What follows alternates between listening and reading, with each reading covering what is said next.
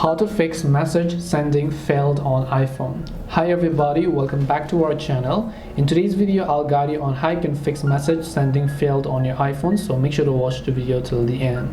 Now, if you're not being able to send messages to other people because you might have most likely gotten any of the errors, what are some of the things that you can do?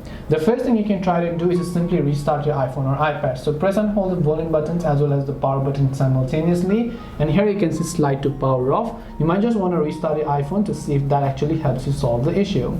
If that doesn't, then there are also a couple of other things that you can do. Also check your network connection, not Wi-Fi but your cellular network, right? Because sometimes you could be in a place where the cellular tower network is not properly available. You want to make sure of that. Also check with your network provider to see any type of message if you're trying to send, each as MMS or SMS is actually supported.